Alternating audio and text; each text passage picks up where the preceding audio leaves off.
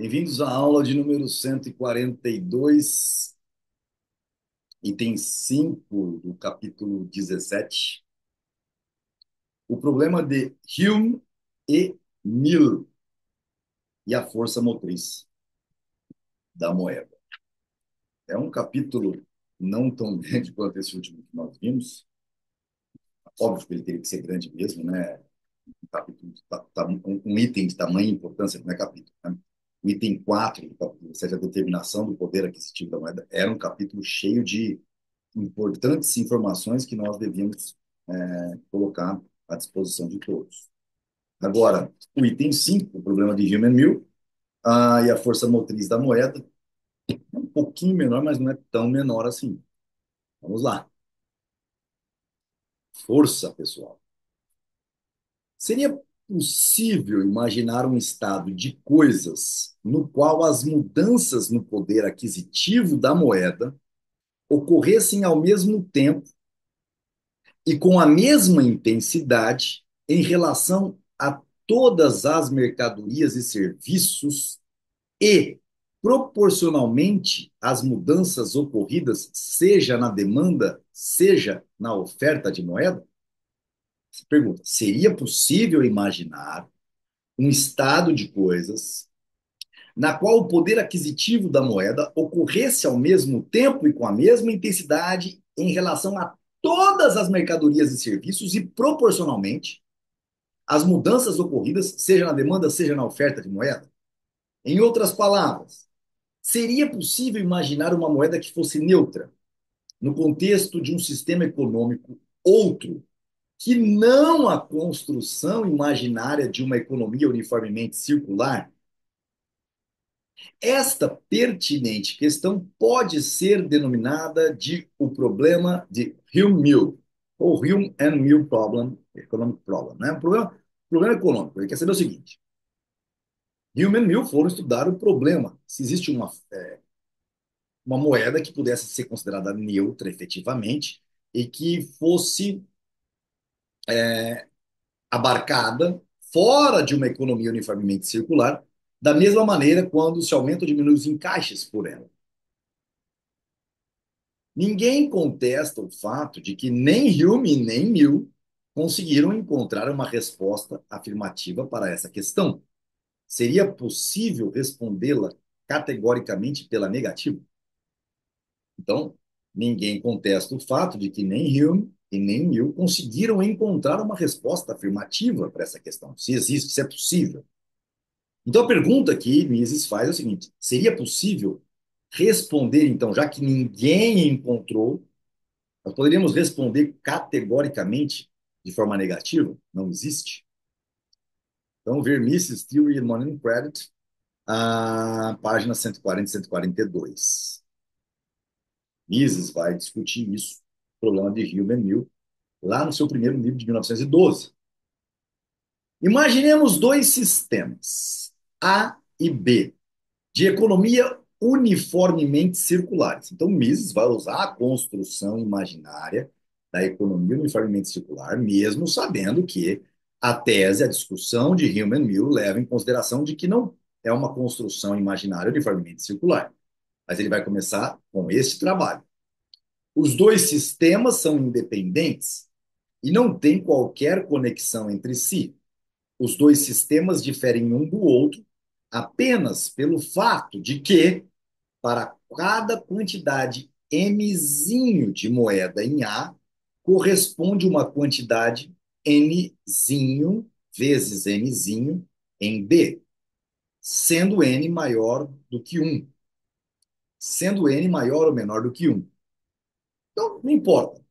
Importa é que vai existir um fator n em B, que é um fator correlativo que correlaciona A e B. São sistemas independentes de economia uniformemente circulares, mas a quantidade de moeda em A é igual à quantidade de moeda em B vezes um fator N, que pode ser 0,8, pode ser 1,2, pode ser 20% a mais, pode ser 20% a menos. Não importa. Suponhamos que não existam pagamentos a prazo e que a moeda usada em ambos os sistemas só tem utilização puramente monetária, sendo impossível dar-lhe qualquer uso não monetário, ou seja, uso industrial. Consequentemente, os preços dos dois sistemas guardam entre si a proporção de 1 para N. Seria imaginável que as condições em A pudessem ser alteradas de um só golpe e de tal maneira que se tornassem equivalentes às condições em B. Vou repetir a pergunta. Seria imaginável, então, consequentemente, então tem o mundo imaginário A, na condição imaginária de uma economia uniformemente circular, com uma quantidade de moedas M, existe uma quantidade de moedas M em B, ou seja, proporcional a M em B. E aí ele diz o seguinte, consequentemente, os preços nos dois sistemas guardam entre si a proporção do que? De 1/N. Ou seja, qual for a relação de N, a relação de preços vai ser uma relação deste N que diferencia a quantidade de moedas M nos dois países, nos dois sistemas. Então ele pergunta, seria imaginável que as condições de A pudessem ser alteradas de um só golpe e de tal maneira que se tornassem equivalentes às condições em B, dada essa correlação sobre M? A resposta a esta questão deve, obviamente, ser negativa. Então, vamos entender a complexidade. Então, se nós dissermos que ela é negativa, nós estamos dizendo que, respondendo lá em cima, categoricamente pela negativa. Quem quiser respondê-la afirmativamente terá de supor que um Deus ex machina aborda cada indivíduo ao mesmo tempo, aumenta ou diminui os seus encaixes multiplicando-os por N, e lhe diz que, doravante, deve multiplicar por N todos os preços que utiliza nas suas avaliações e cálculos. Isso só pode acontecer por um milagre. Então, o que Mises está discutindo é que Hume e Mill não responderam a pergunta se podia ou não, mas Mises responde que não pode, porque precisaria de um Deus ex machina que abordasse todo mundo ao mesmo tempo, dizendo: olha, você tem que aumentar ou diminuir seu encaixe multiplicando ele por N, para que todo mundo fique igual. Já foi assinalado anteriormente que na construção imaginária de uma economia uniformemente circular, a própria noção de dinheiro se esvaece num processo de cálculo irreal, autocontraditório e desprovido de qualquer significado. Você voltar lá na página 305, que explica a construção imaginária da economia uniformemente circular. É impossível atribuir qualquer função à troca indireta, aos meios de troca e para a moeda, numa tal construção imaginária, cuja principal característica é a imutabilidade e a rigidez das circunstâncias. Lembra? Se você voltar na página 300, lá na 300 a 305, quando a gente fala sobre as construções imaginárias e fala sobre o estado natural de equilíbrio e, por fim, a consequente construção imaginária da economia uniformemente circular, nós vamos entender que não se precisa de moeda. Onde não há incerteza quanto ao futuro, não há qualquer necessidade de encaixe. Isso foi uma premissa que nós falamos lá. Como a moeda necessariamente só pode ser mantida em poder das pessoas sob a forma de encaixe, não havendo encaixe, não pode haver moeda. O uso dos meios de troca e a manutenção de encaixes são condicionados pelo fato de que as condições econômicas variam. Então, o uso de meios de troca, o uso de moeda e a manutenção de encaixes só são condicionados, tem a necessidade de ter uma condição existente. E qual é? O fato de que as condições econômicas são variáveis. Então, não estamos numa economia uniformemente circular. A moeda, em si mesma, é um elemento de troca. Sua existência é incompatível com a ideia de um fluxo regular de eventos numa economia uniformemente circular. Além de seus efeitos sobre os pagamentos a prazo, Toda mudança na relação monetária altera as condições dos diversos membros da sociedade. Alguns ficam mais ricos, outros mais pobres. Pode ocorrer que os efeitos de uma mudança na demanda e na oferta de moeda coincidam, grosso modo, com os efeitos da mudança no sentido contrário, que estejam ocorrendo ao mesmo tempo e com a mesma intensidade. Podem ocorrer que resultante desses dois movimentos opostos seja tal que não se registrem mudanças importantes na estrutura de preços. Mesmo assim, não deixam de existir os efeitos nas condições dos vários indivíduos.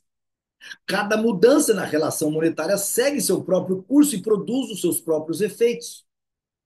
Se um movimento inflacionário ocorre ao mesmo tempo que um deflacionário, ou se uma inflação é seguida por uma deflação de tal maneira que, ao final, os preços não se alterem significativamente, as consequências sociais de cada um dos dois movimentos não se anulam reciprocamente. Se aumentar a base monetária em 10%, depois retirar esse dinheiro, as consequências sociais de cada um dos dois movimentos terão formado novas classes sociais, com novos ricos e novos pobres. As consequências sociais de uma inflação somam-se às de uma deflação. Não há nenhuma razão para supor que os favorecidos pelo primeiro movimento serão prejudicados pelo segundo ou vice-versa. A moeda não é um numerer, né, abstrato, nenhum padrão de valor ou de preços. É necessariamente um bem econômico e, como tal, é valorada e avaliada pelos seus próprios méritos, isto é, pelos serviços que dela se esperam, retendo-a em caixa. No mercado há sempre mudanças e movimento. A moeda só existe porque existem flutuações. É um elemento de troca, não porque circula, mas porque pode ser mantida em caixa. As pessoas só conservam moeda em caixa porque sabem que podem ocorrer mudanças cuja amplitude e natureza são absolutamente imprevisíveis. A moeda, que só pode ser concebida numa economia que sofre mudanças, é em si mesma um elemento provocador de novas mudanças. Vale o grifo. Vale o grifo. Cada mudança das circunstâncias econômicas atua sobre a moeda, fazendo dela a força motriz de novas mudanças. Cada alteração nas recíprocas relações de troca entre os vários bens não monetários produz mudanças, não somente na produção e no que é comumente denominado de distribuição, como também acarreta mudanças na relação monetária, provocando assim mais mudanças. Nada do que ocorre na órbita dos bens vendáveis deixa de afetar a órbita da moeda, e tudo o que acontece na órbita da moeda afeta a órbita das mercadorias. A noção de uma moeda neutra é tão contraditória quanto a de uma moeda com poder aquisitivo estável. Ô, Glória! Se o mundo soubesse disso, com certeza a política não teríamos problema algum. A moeda que não tivesse ela mesma uma força motriz não seria, como as pessoas presumem frequentemente, uma moeda perfeita. Pelo contrário, não seria de modo algum uma moeda. Muitas pessoas acreditam erradamente que uma moeda perfeita deveria ser neutra e dotada de poder aquisitivo estável. E uma política monetária adequada consistiria em fazer existir essa moeda perfeita.